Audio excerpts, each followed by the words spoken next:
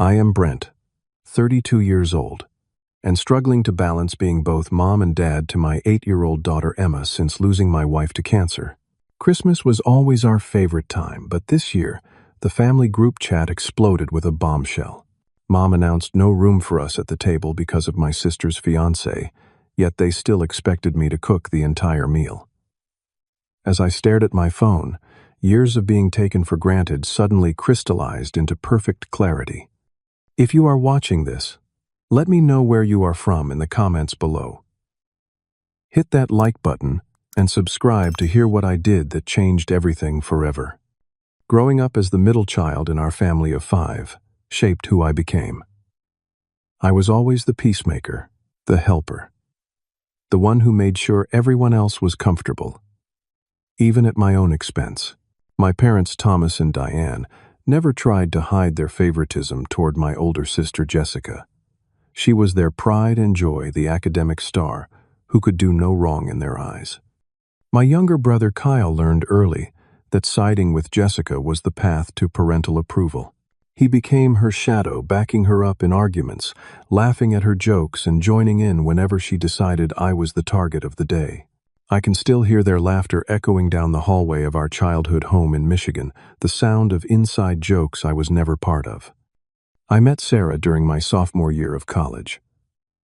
We were both working part-time at the campus bookstore, and she had this incredible laugh that would make everyone around her smile. Sarah was different from my family.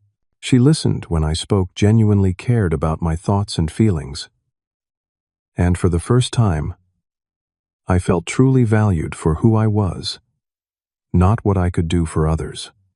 We married right after graduation and built a beautiful life together. When Emma came along, our joy was complete. Sarah was the most natural, loving mother, and watching them together was my greatest happiness. Then came the diagnosis. Breast cancer stage 4 already spread. The doctors gave her 2 years at most. She fought like hell and made it 29 months, long enough to see Emma start kindergarten. Sarah passed away on a quiet Tuesday morning in autumn, with me holding her hand and promising to give Emma enough love for both of us. The past 2 years have been the hardest of my life. Emma was only 6 when she lost her mother, too young to fully understand, but old enough to feel the enormous void Sarah left behind. Nightmares, separation, anxiety questions. I struggled to answer. How do you explain to a child why the universe would take her mom away? I had no answers, only promises to never leave her side. I threw myself into being both parents while maintaining my career as a chef at one of the best restaurants in town. The owner, Martin, had been incredibly understanding, adjusting my schedule so I could be home for Emma in the evenings. Still, the balancing act was exhausting. Parent-teacher conferences, dance, recitals, doctor appointments, all while trying to advance my career and provide the stable home Emma desperately needed. For the past 5 years, I had hosted our family Christmases.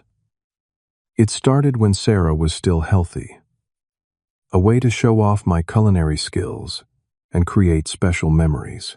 After she got sick, continuing, the tradition became even more important, a sign that some things would remain constant despite our world falling apart. After she passed, I kept hosting, partly from habit and partly because Emma loved having family around during the holidays. Each year, I would spend days cooking elaborate multi-course meals that would have impressed the restaurant critics I worked for.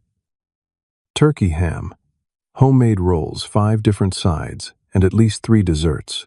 I would start preparations days in advance, spending hundreds of dollars and countless hours to create the perfect holiday experience. Everyone would rave about the food, take leftovers home, but somehow the cleanup always fell to me alone. Jessica continued her role as the golden child into adulthood. Her accomplishments were celebrated extravagantly, while mine were acknowledged with a quick nod at most.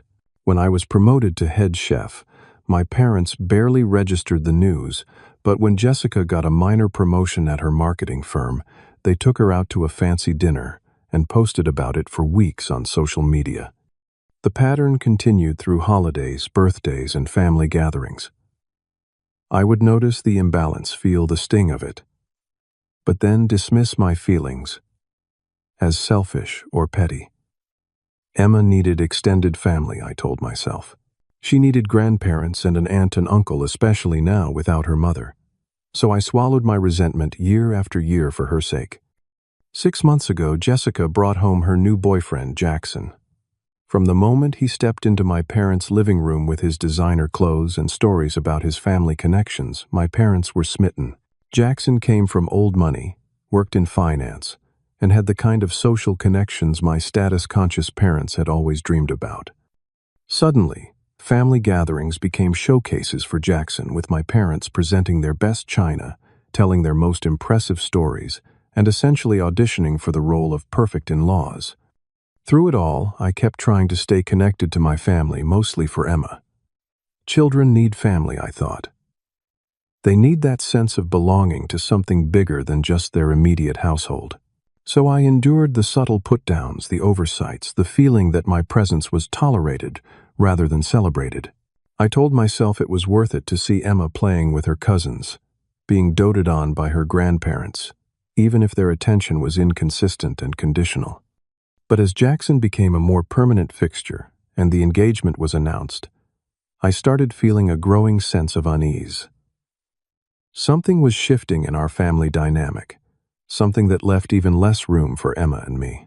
I ignored the warning signs, focused on work and parenting, and tried to be happy for my sister. Little did I know that this Christmas would finally force me to confront the truth I had been avoiding for decades. It was a normal November morning. The restaurant was closed on Mondays, so I was using the day to get ahead on holiday planning. Emma was at school, and I sat at our kitchen table with a cup of coffee, making lists of ingredients I would need for Christmas dinner. I had already started experimenting with a new cranberry sauce recipe that incorporated orange liqueur and fresh ginger. Sarah had always loved my cranberry sauce. My phone pinged with a notification from our family group chat. I expected the usual holiday coordination. Perhaps my mother asking if I could pick up extra chairs from her friend Susan like last year. Instead, the message that appeared on my screen sent a shockwave through my body. This Christmas, we are hosting your sister's fiancé and his parents. There will not be room for you and Emma at the table. We need to make a good impression on Jackson's family. I stared at my mother's message. Sure, I had misunderstood. Not room for us. At my parents' house with their 12-person dining table. At the holiday I had cooked for and essentially hosted for 5 years running. I typed and deleted several responses, finally settling on. Mom, I do not understand. Emma and I have always been at Christmas dinner. What do you mean there is no room? While waiting for her response, another message appeared. This time from Jessica. But we still want you to make the dinner as always. Jackson's parents are foodies, and Dad told them all about your cooking. They are excited to taste it. My hands were actually shaking as I read her words. They did not want us at the table, but they expected me to cook for them, for people who would be sitting in the seats that should belong to my daughter and me. Before I could respond to this stunning request, my father chimed in. And do not make us feel bad about this, Brent. I still want my gift. You always find the best whiskeys. I set my phone down and stared out the window, trying to process what I was reading.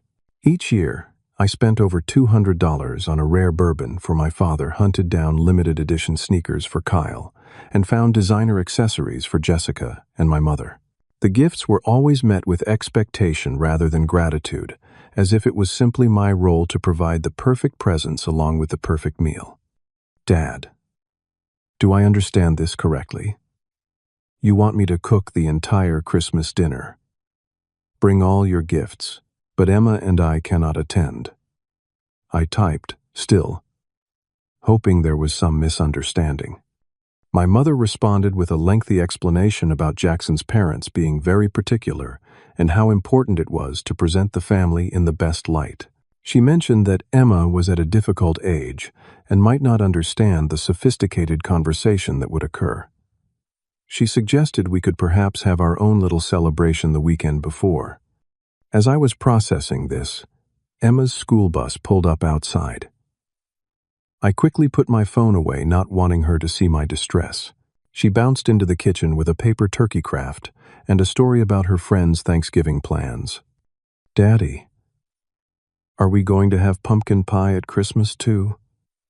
And can I help make the cookies for Grandma and Grandpa this year?" Her innocent excitement about the upcoming holiday twisted the knife deeper. "We will have all the pies you want, sweetheart." I managed hugging her, close to hide the expression on my face. "Why do not you start your homework while I make you a snack?" Once Emma was settled at the dining room table with her spelling words, I stepped into the kitchen and looked at my phone again, hoping to see a message indicating this was all a bad joke. Instead, there were more details about the dinner expectations. My mother had sent a list of dishes, including several new ones that Jackson's mother had mentioned enjoying. Jessica had added dietary restrictions for Jackson's father, who apparently avoided gluten. I tried once more to clarify what seemed like an impossibly rude request. "Just to be absolutely clear, you want me to prepare an entire Christmas dinner for 10 people, deliver it to your house, bring all the gifts as usual, but Emma and I are not welcome to stay and eat with the family, is that correct?" The response came from Jessica. "Do not be so dramatic, Brent. You can drop everything off before they arrive. Mom will reheat and serve. It is just 1 year. Jackson's parents are really important to impress." I felt like I was in some bizarre alternate reality. I stepped outside onto our small patio, needing fresh air as memories of past Christmases flashed through my mind.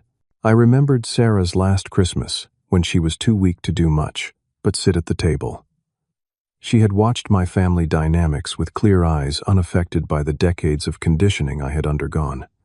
"They take advantage of you, Brent," she had whispered when we were alone. "They always have, and they always will, unless you set boundaries." I had dismissed her concerns, attributing them to the medication or her worry about leaving us.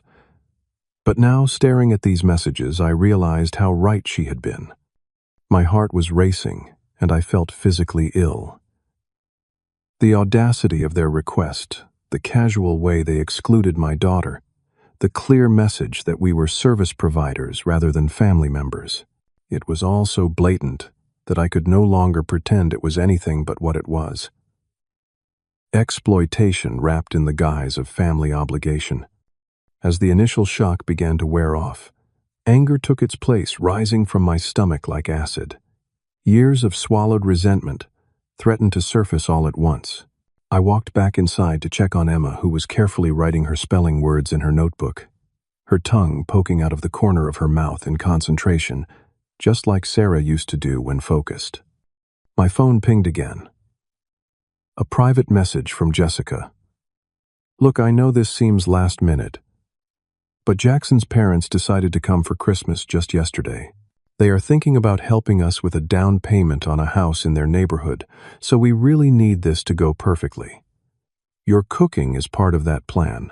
You are so good at this stuff, and you always come through for the family. Emma can watch TV or something while you cook. It will be fine." Her message revealed so much about how she viewed my role in the family. I was the helper, the provider, the one who made things easier for everyone else, regardless of the cost to myself or my daughter. And I had accepted that role for so long that they now felt entitled to it, to the point of making this outrageous request without a second thought. A strange calm began to settle over me, as the full reality of our family dynamic became impossible to ignore. This was who they were. This was who they had always been. And now, I had to decide who I was going to be in response. That night, after tucking Emma into bed with her favorite stuffed rabbit, I sat alone in our darkened living room. Sleep felt impossible, as my mind replayed Not just the day's messages, but years of similar treatment I had somehow normalized. The Christmas, when Kyle brought a last-minute guest and I gave up my seat at the table to accommodate them eating my own cooking while standing in the kitchen. The time Jessica forgot to include Emma in the family photos, or when my parents scheduled their anniversary dinner on Emma's birthday and seemed confused when I chose my daughter's celebration over theirs. I had always been the giver in our family dynamics. When Kyle needed money for rent after losing yet another job, I provided it without expectation of repayment. When Jessica wanted help moving to her new apartment, I took time off work to rent a truck and do the heavy lifting. When my parents needed their gutters cleaned or their computer fixed, I was the first person they called, always giving, rarely receiving even basic appreciation in return. What bothered me most was realizing what Emma was learning from watching these interactions. What lessons was she internalizing about her own value? About how family relationships should function? About what she deserved from the people who claimed to love her? I pulled out my phone and called Anthony, my best friend since culinary school and the godfather to Emma. Despite the late hour, he answered on the second ring. "Hey man, everything okay? It is almost midnight." I found myself spilling the whole story, reading him the actual messages, my voice breaking with emotion I had held back all day for Emma's sake. Anthony's response was immediate and firm. "This is absolutely insane, Brent.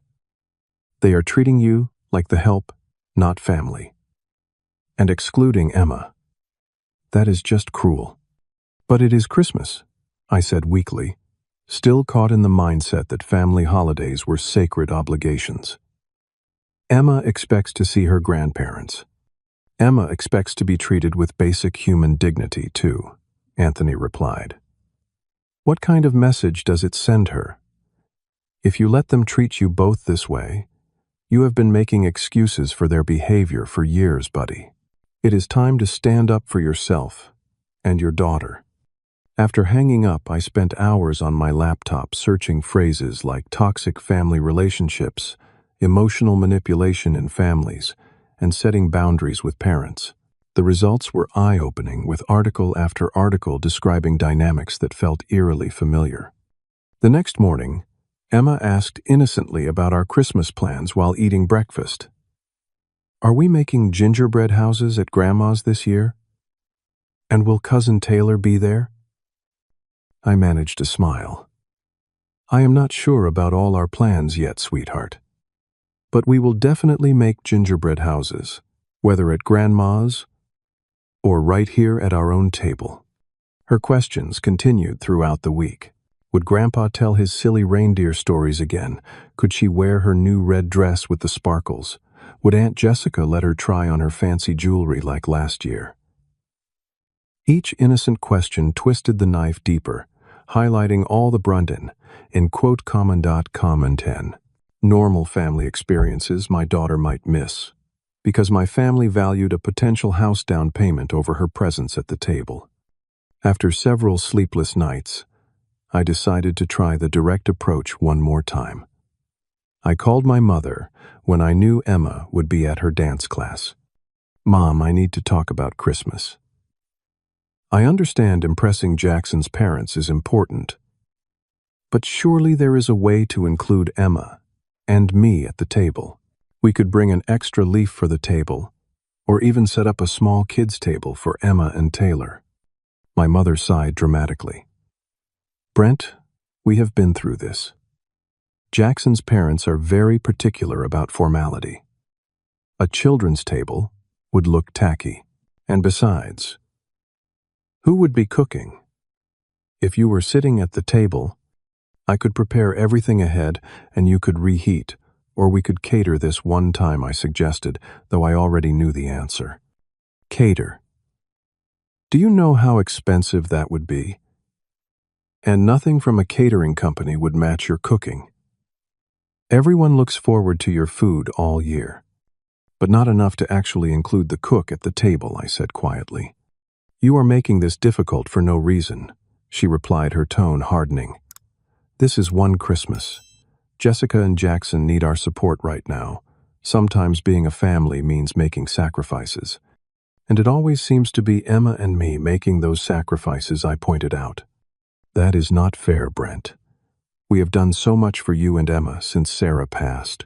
Remember when we watched her for those 3 days, when you had that cooking competition, or how we bought her that expensive dollhouse last Christmas?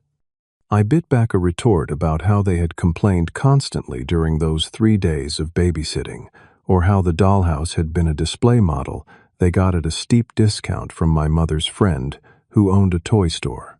Instead, I simply said, I will think about it and get back to you before ending the call. Later that evening, my phone buzzed with a text from my father. Your mother says you are being difficult about Christmas.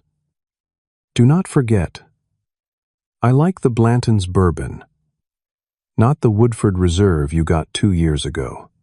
This was followed shortly by a message from Jessica with a list of recipe modifications. Jackson's mother cannot have garlic, and his father prefers his turkey very well done. Also, could you make that chocolate torte thing Sarah used to make? The one with the raspberry sauce. Jackson mentioned his mother loves chocolate and raspberry. The reference to Sarah's signature dessert, the one she had created and refined, and been so proud of being casually requested as a way to impress my sister's future in-laws, was the final straw. They were not only excluding us and treating us like the hired help, they were appropriating Sarah's memory and legacy to further their own social climbing. I put my phone on silent and walked out to our small backyard, looking up at the stars Sarah and I used to name together. What would she tell me to do in this situation? The answer came immediately in her voice, as clear as if she were standing beside me. Protect our daughter's heart, Brent. And your own. A week before Christmas, my mother organized a family video call to discuss the final arrangements for the holiday. Emma was excited to see everyone, so I set up the laptop on our coffee table and sat beside her on the couch, mentally preparing myself for whatever might come. The call connected, showing my parents in their living room, Kyle lounging on their recliner, and Jessica, with Jackson sitting primly on the love seat. Everyone exchanged greetings, but the conversation quickly turned to Jessica's engagement ring as she thrust her hand toward the camera. Is not it gorgeous? She gushed. Jackson had it custom designed. The diamond was his grandmother's. My parents cooed appropriately. And the next 30 minutes were devoted entirely to wedding plans, Jackson's family connections, and how his parents had suggested a venue that normally had a 2-year waiting list, but would make an exception for them. Beside me, Emma fidgeted, clearly bored but trying to be patient. Not once during the extended wedding discussion did anyone address her or ask about her day, her Christmas wishes, or even acknowledge her presence on the call. Finally, my mother turned the conversation to Christmas logistics. So, Brent, we will need you to drop off all the food by 3 o'clock. Jackson's parents are arriving at 4:30, and dinner is planned for 6. Make sure everything is in containers that look presentable on the table, none of those plastic storage things. What about the presents? My father interjected. Should he bring those on a separate trip? We do not want the front hall cluttered with gift bags when the Prestons arrive. I felt Emma stiffen beside me. This was the first she was hearing that we would not actually be staying for the gift exchange. The part of Christmas she looked forward to most. We are not staying for presents, she asked, her voice small. But I made special cards for everyone. And Daddy helped me pick out gifts. There was an awkward pause before Jessica jumped in. Oh, Emma, sweetie, you can leave the presents when your dad drops off the food. We will open them after dinner and send you pictures. Emma looked up at me, confusion and hurt in her eyes. But I want to be there when they open my presents. I want to see if they like them. Before I could respond, Jackson spoke, for the first time, his tone condescending. Little girls, sometimes grown-ups, need to have their own gatherings. I am sure you understand, right? My parents are very important people, and they are not really used to having children around during formal dinners. Emma shrank against my side, and I felt a surge of protective anger. Emma has been at every family Christmas dinner since she was born, I said evenly. She knows how to behave at a formal dinner. My mother made a dismissive noise. Well, she was younger then. 8-year-olds can be quite unpredictable and noisy. The Prestons are used to very sophisticated gatherings. I was about to object when Jessica cut in with practical details. So, about the sleeping arrangements for Christmas Eve. Mom and Dad have given their room to Jackson's parents, of course. Jackson and I will take the guest room. Kyle is in his old room. We thought Emma could sleep on the couch, and Brent, you can take the air mattress in the basement. I blinked in confusion. Sleeping arrangements. I thought we were just dropping off food. Now we are supposed to cook, deliver, and then sleep in the basement, while excluded from the meal. Well, we thought you might want to join us for breakfast on Christmas morning, my mother explained, as if offering a generous concession. Though Emma would need to be reminded to stay quiet until a reasonable hour. The Prestons like to sleep in, and children can be so loud on Christmas morning. Emma, who had been silent, suddenly whispered, "Why do not they like us, Daddy?" The innocent question, spoken just loud enough for everyone to hear, created another uncomfortable pause. I looked at my daughter's hurt face, then back at the screen where my family avoided eye contact. "That is a very good question, Emma," I said, suddenly finding clarity. "I need to think about all of this. We will get back to you." I ended the call abruptly, turning to focus entirely on my daughter, who now had tears streaming down her face. Did I do something wrong? Why do not they want me there? Does Grandma not love me anymore? Her questions broke my heart and finally shattered the illusion I had been maintaining for years. How could I explain toxic family dynamics to an 8-year-old? How could I help her understand that this was not about her worth, but about their flaws? "You have done absolutely nothing wrong," I assured her, pulling her into a tight hug. "You are perfect exactly as you are." Sometimes even grown-ups in families do not treat each other well. It is not because they do not love us, but because they have forgotten how to show love properly. That night, after Emma was finally asleep, I sat at our kitchen table with a journal Sarah had given me, but which I had never used. I began writing, documenting years of similar treatment patterns I had excused or overlooked moments, when I had allowed myself and now my daughter to be devalued. The pages filled quickly, and with each example, my resolve strengthened. This would not be another Christmas of swallowed feelings and forced smiles. This would be the Christmas I finally taught my daughter and myself what healthy family relationships should look like, even if that meant creating them outside my family of origin. The next morning, I called Dr. Patricia Wilson, the therapist Emma had seen briefly after Sarah died. She agreed to fit me in for an emergency session that afternoon during Emma's school hours. "What you are describing is a clear pattern of emotional manipulation and conditional love," she told me after I recounted the recent events and the years of similar treatment. "The question now is not whether your family's behavior is inappropriate. It clearly is, but what boundaries you need to set for your own well-being and Emma's." "But it is Christmas," I said, echoing the refrain that had kept me trapped in unhealthy patterns for years. Family is supposed to be together at Christmas. Family is supposed to treat each other with respect and consideration all year round. She corrected gently.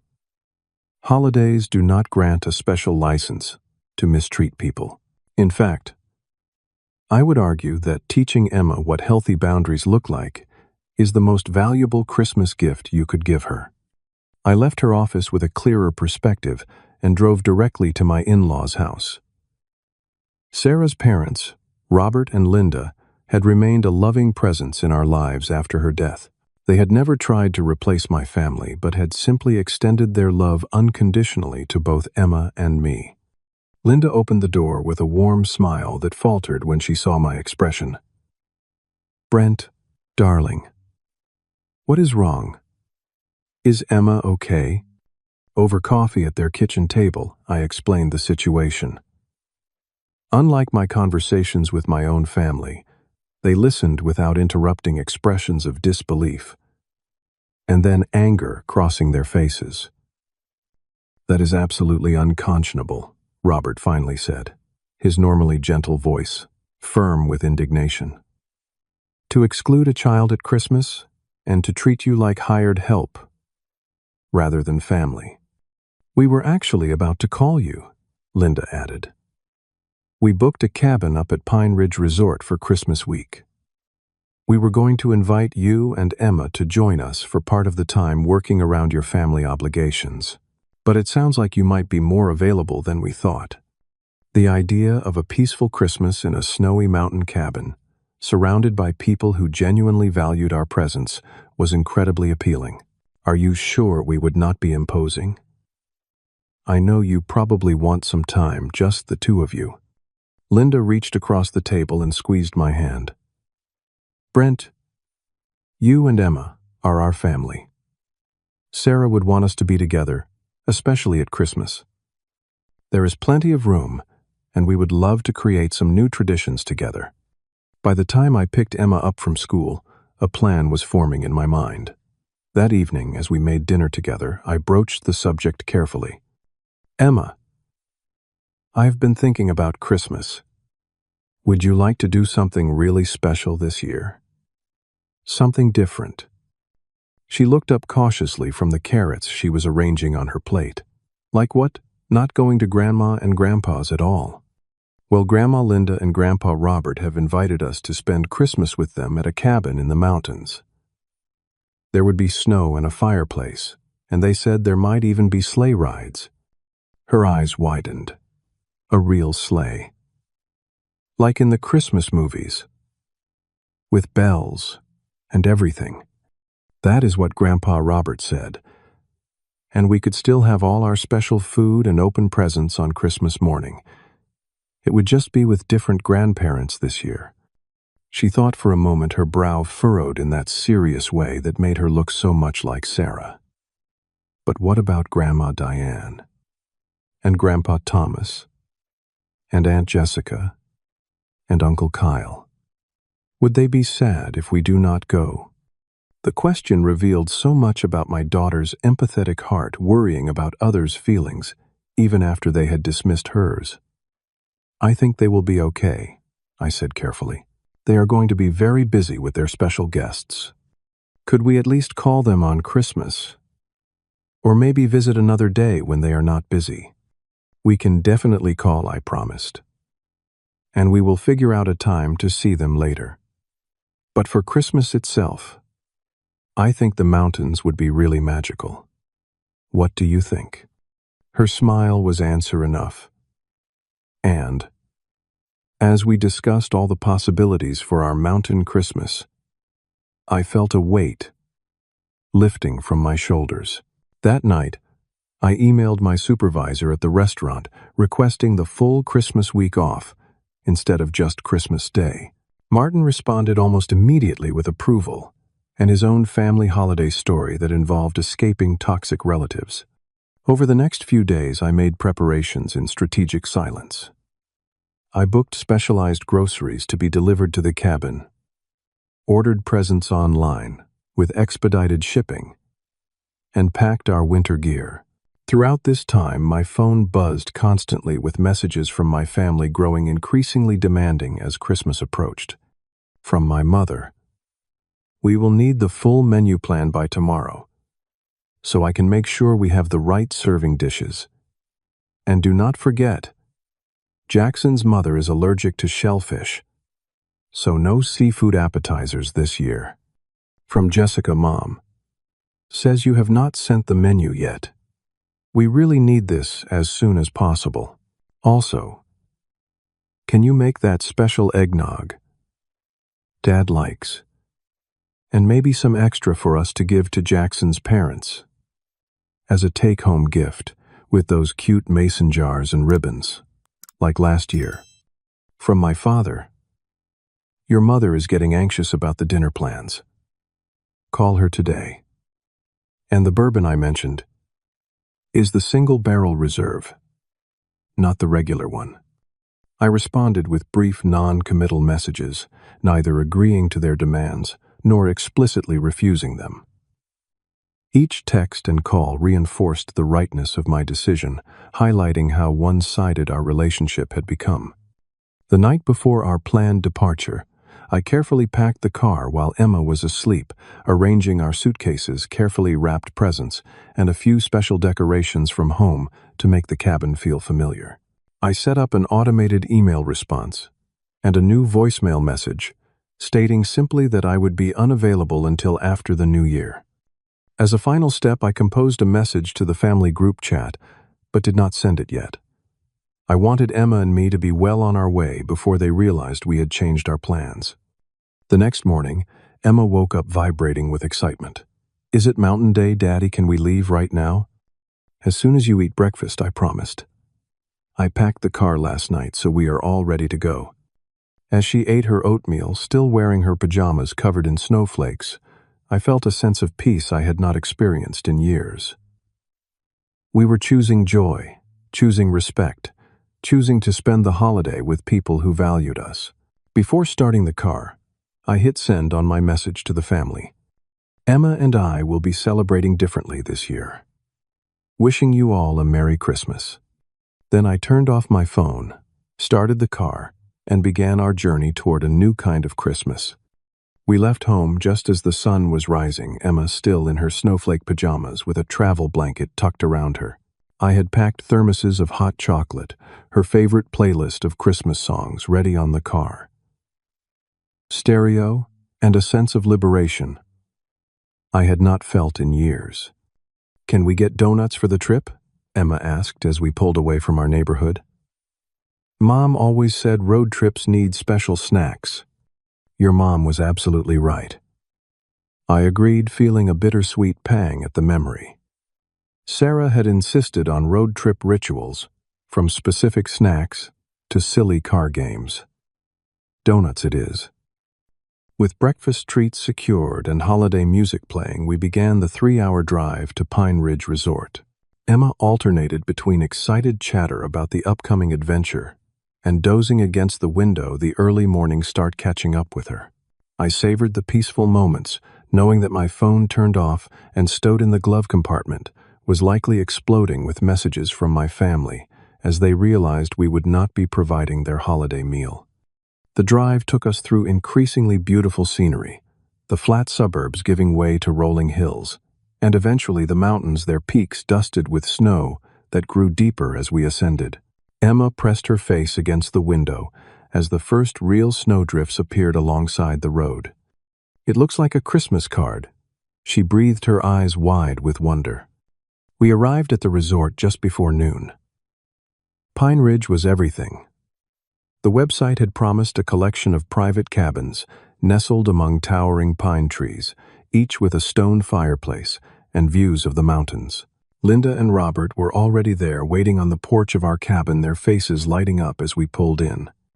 "There they are," Linda called out, hurrying down the steps to embrace Emma as she tumbled excitedly from the car. "Our Christmas angels have arrived." The cabin exceeded all expectations. A magnificent fir tree stood in the great room, already decorated with lights and ornaments, with space left for the special decorations we had brought from home. A fire crackled in the stone fireplace stockings, hung from the mantel, and through the panoramic windows, we could see the mountains rising majestically against a clear blue sky. "This is the most beautiful place ever," Emma declared, as she explored every corner of the cabin. "Can we live here forever?" That evening, after a simple dinner of soup and sandwiches, we all bundled up for a walk through the resort grounds.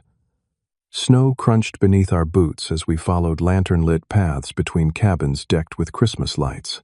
The resort center had an enormous tree covered in thousands of white lights, and Emma gasped when she saw it, her breath forming clouds in the cold air. "This is magic," she whispered, slipping her mittened hand into mine. "Real Christmas magic." Back at the cabin, as Emma helped Linda make hot chocolate with extra marshmallows, I finally turned on my phone, keeping the sound off so as not to disrupt the peaceful atmosphere. As expected, there were dozens of missed calls, voicemails, and text messages. The first wave from early morning was clearly when they realized I might not be coming. My mother, Brent, please call immediately. We need to confirm the menu. My father, your mother is getting worried. Call her now. The second wave around 11 had turned more frantic. Jessica, where are you? Mom is freaking out. We need to know if you are bringing the food or not, Kyle. Dude, what the hell? Everyone is losing their minds here. By 1 o'clock, the tone had shifted to anger and disbelief. My mother, I cannot believe you would do this to us on Christmas. How could you be so selfish, my father? After all we have done for you, this is how you repay us, by ruining Christmas. The last messages sent just an hour ago revealed the full meltdown. Jessica, we had to order Chinese food for Christmas Eve dinner. Chinese food. Jackson's parents are so confused and disappointed. This is unforgivable, Brent.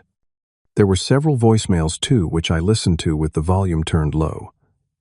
My mother crying about how I had ruined the holiday. My father demanding to know where his gift was. Jessica ranting about how embarrassing the situation was for her. Only one message stood out from the chorus of blame and outrage. It was from Kyle, sent about 30 minutes ago.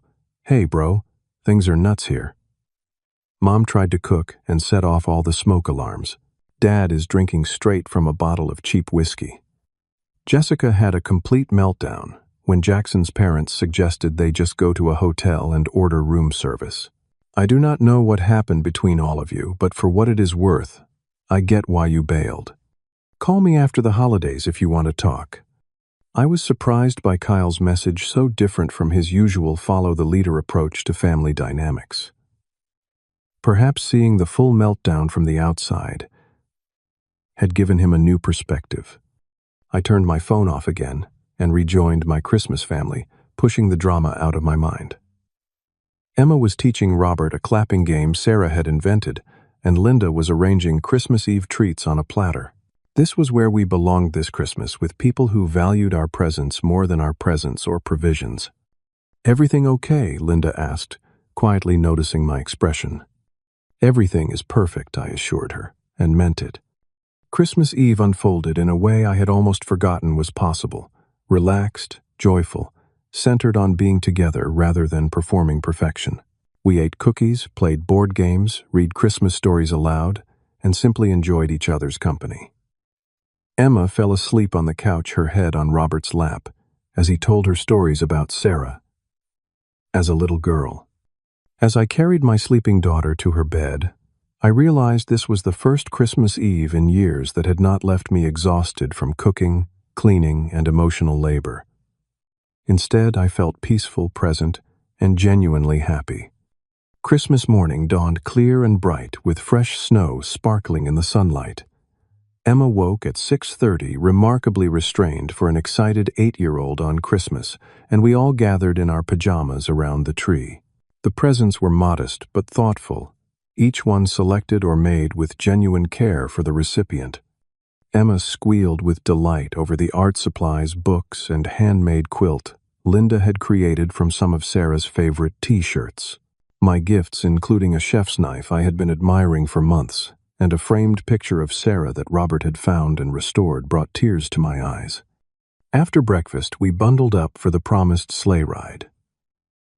A red sleigh pulled by 2 enormous draft horses, complete with jingling bells and plaid blankets, waited to take us on a tour of the snowy resort grounds. Emma's face as we glided over the snow, the sound of bells mingling with our laughter, was a gift beyond anything that could have been wrapped and placed under a tree. Meanwhile, according to the continuing stream of messages I briefly checked at midday, Christmas at my parents' house had devolved into a complete disaster. Jessica and Jackson had apparently had their first major fight, prompted by his parents' decision to leave early. My mother was in bed with a migraine, and my father was complaining about the lack of proper food and gifts. The perfect Christmas they had sacrificed us for had imploded spectacularly. But sitting by the fire that evening, watching Emma and her grandparents building a gingerbread house, I felt no satisfaction in their chaos. Only gratitude for our peace. We had found our way to a true celebration, one built on love, respect, and genuine connection, while they remained trapped in the hollow performance they had chosen over family. When we returned home 3 days after Christmas, our house felt different somehow, as if our perspective shift had physically altered the space. Emma hummed Christmas songs as she arranged her new treasures in her room, talking excitedly about when we could visit the mountain cabin again. I finally sat down to properly process the dozens of messages that had accumulated over the holiday.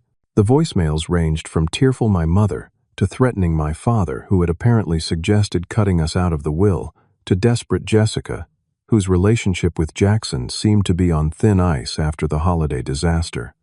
Most surprising was a series of text messages from Kyle, beginning with casual check-ins and evolving into a more thoughtful conversation about our family dynamics. "Watching everything fall apart without you was eye-opening," he wrote. "I never realized how much we all depended on you, or how little was given in return."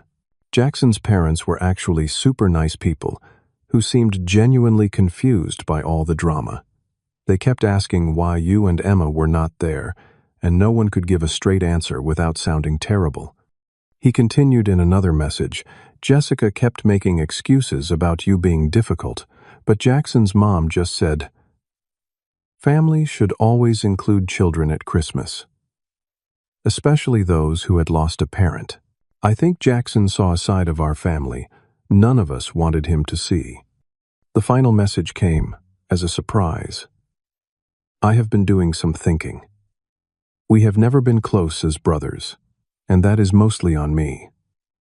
I followed Jessica's lead because it was easier than standing up for what was right. I am sorry for that. I would like to try to have a real relationship with you and Emma, if you are willing. No pressure, just an open door when you are ready." I responded to Kyle, thanking him for his insight and expressing cautious openness to rebuilding our relationship on healthier terms. To the others, I sent brief factual responses, stating that Emma and I had spent a wonderful Christmas in the mountains with Sarah's parents, and that we would be open to conversation in the new year, once emotions had settled. The response was predictable. My parents alternated between guilt trips and angry accusations. Jessica blamed me for potentially ruining her engagement. I held firm in my calm responses, refusing to engage with the emotional manipulation tactics that had worked for so long. About 3 months after Christmas, my mother called with an unexpected request.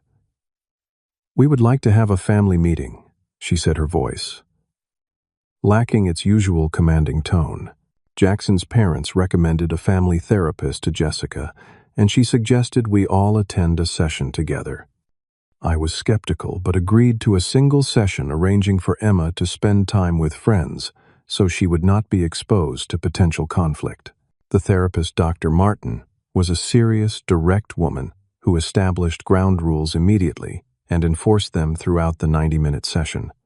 For the first time in my memory, I spoke openly about my experiences in the family without being interrupted, dismissed, or guilt-tripped. I described the pattern of being taken for granted, the expectation of service without reciprocation, and ultimately the Christmas ultimatum that had finally forced me to establish boundaries. To my surprise, Kyle backed up my perspective, sharing his own observations and regrets. Jessica oscillated between defensive justifications and moments of genuine remorse.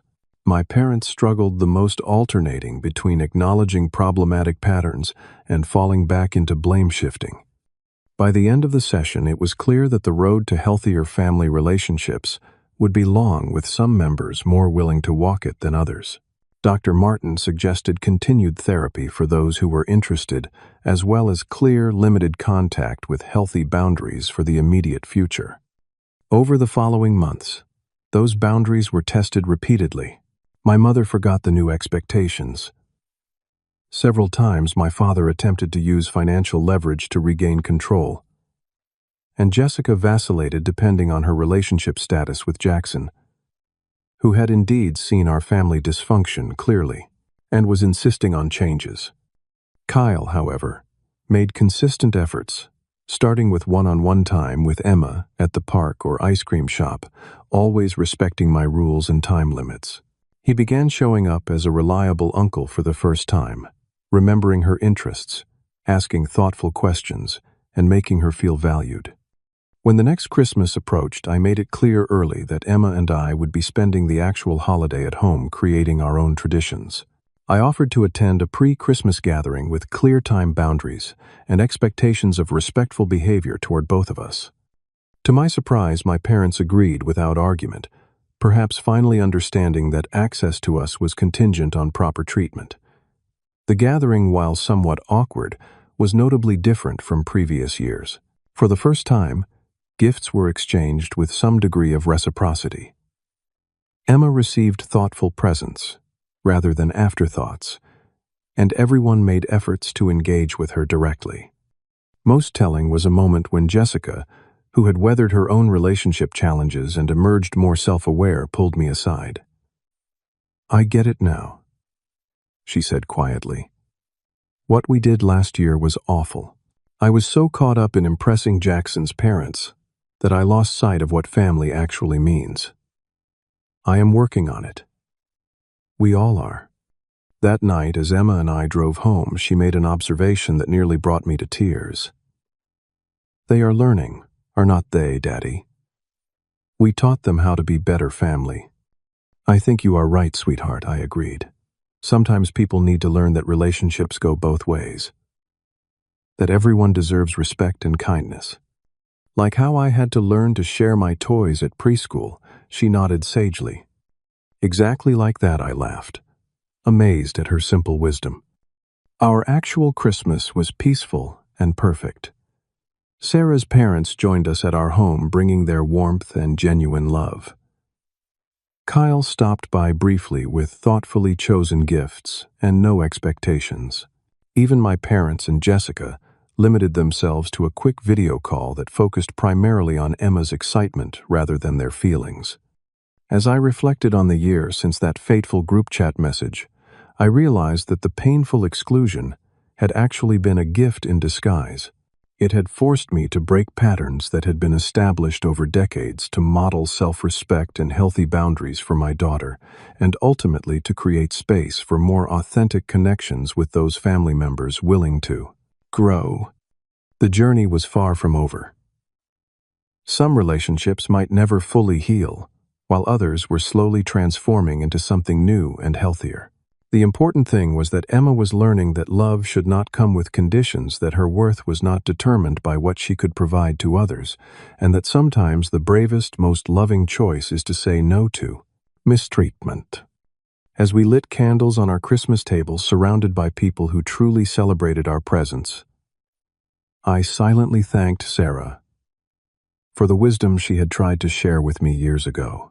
I had finally learned to protect both Emma's heart and my own, creating a legacy of healthy love that would serve her far better than any holiday tradition based on obligation and performance. Have you ever had to make difficult decisions about family boundaries during the holidays? If this story resonated with you, please like, subscribe, and share your own experiences in the comments below. Remember, sometimes creating new traditions is the greatest gift you can give yourself and your loved ones. Thank you for joining me for this story, and I wish you all holidays filled with genuine connection and joy, whatever form that takes for you and your family.